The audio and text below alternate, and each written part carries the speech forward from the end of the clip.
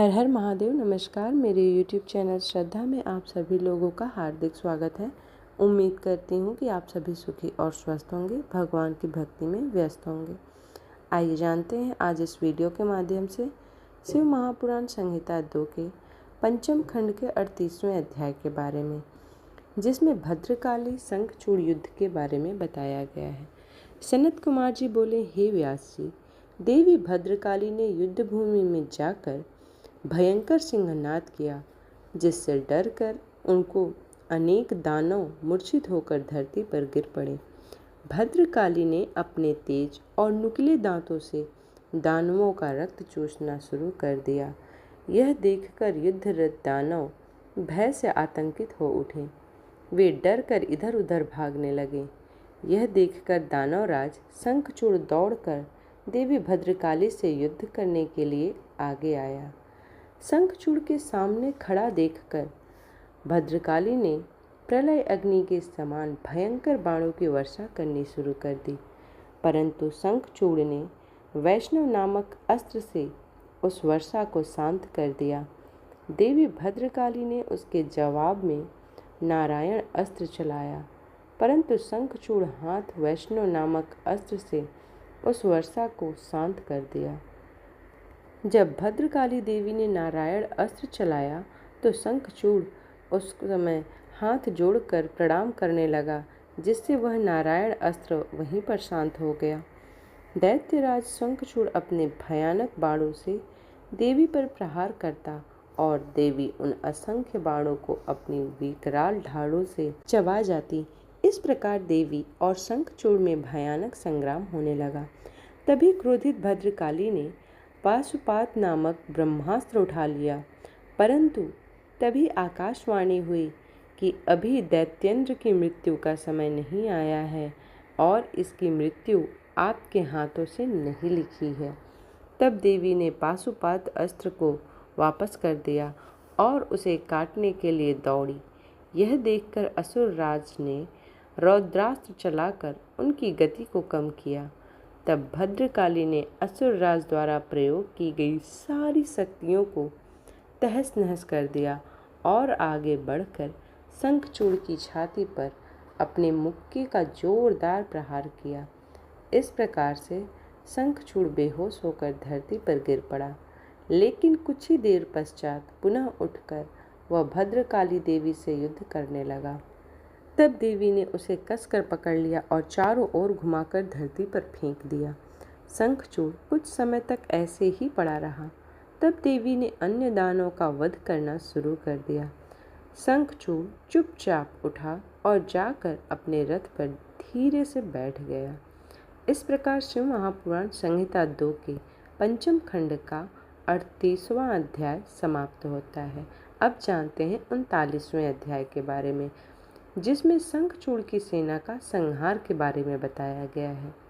व्यास जी बोले, हे ब्रह्मपुत्र सनत कुमार जी, जब देवी भद्रकाली द्वारा युद्ध में घायल होकर शंखचूड़ पुनः अपने रथ पर जाकर बैठ गया, तब क्या हुआ?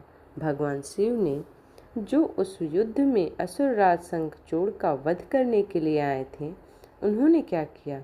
कृपा कर मुझे इस कथा का सविस्तार सुनाइए। व्यास जी की इस जिज्ञासा को शांत करते हुए सनत कुमार जी ने आरंभ किया। सनत कुमार जी बोले, हे महामुनि, जब देवी भद्रकाली ने असुर राज शंखचूड़ को उठाकर बलपूर्वक जमीन पर पटक दिया, तो कुछ समय तक शंखचूड़ इस प्रकार से धरती पर पड़ा रहा मानो मूर्छित हो गया हो। तब देवी जाकर दानवों पर प्रलय की भांति टूट पड़ी। दूसरी ओर कुछ देवताओं ने भगवान शिव के पास जाकर उन्हें भद्रकाली और शंखचूड़ के इस भयानक युद्ध के बारे में बताया। ये सारी बातें सुनकर त्रिलोकीनाथ भगवान शिव स्वयं युद्ध करने के लिए आ गए। जब कल्याणकारी सर्वेश्वर देवाधिदेव भगवान शिव अपने वाहन नंदीश्वर पर चढ़कर आरूढ़ होकर युद्ध स्थल में पधारे, तो उन्हें देखकर असुर राज शंखचूड़ ने उनका अभिवादन किया। तत्पश्चात शंखचूड़ अपने विमान पर चढ़ गया और भगवान शिव से युद्ध करने की तैयारी करने लगा। उसने अपना रक्षा कवच पहना और युद्ध करने के लिए अपने हाथ में धनुष बाण उठा लिया। वह पूरे उत्साह के साथ भगवान शिव पर दिव्य अस्त्रों का प्रहार कर रहा था। इस प्रकार त्रिलोकीनाथ भगवान शिव और असुर राज शंखचूड़ भयानक युद्ध 100 वर्षों तक निरंतर चलता रहा। महावीर और पराक्रमी शंखचूड़ ने अनेक शक्तिशाली बाणों और असंख्य मायावी अस्त्र शस्त्रों का प्रयोग शिव जी पर किया, परंतु परमेश्वर शिव ने उन सब को पल भर में काट दिया। भगवान शिव ने क्रोधित होकर उस पर पुनः प्रहार किया। यह देखकर शंखचूड़ चतुराई से काम लेते हुए मन में सोचा कि यदि मैं भगवान शिव के वाहन को ही नुकसान पहुंचा दूं, तो वे पल भर में ही जमीन पर गिर पड़ेंगे और इस प्रकार मैं उन पर झपट कर उन्हें अपने वश में कर लूँगा। यह विचार मन में आते ही शंखचूड़ ने शिव जी के वाहन नंदीश्वर के सिर पर तलवार से वार किया, परंतु देवादिदेव के ने क्षण मात्र में ही उस तलवार के 2 टुकड़े कर दिए। अपने प्रिय नंदीश्वर को युद्ध में निशाना बनता देखकर उनके सब्र का बांध टूट गया और उन्होंने अपने तेज के बाणों से दैत्यराज की ढाल को भी काट दिया।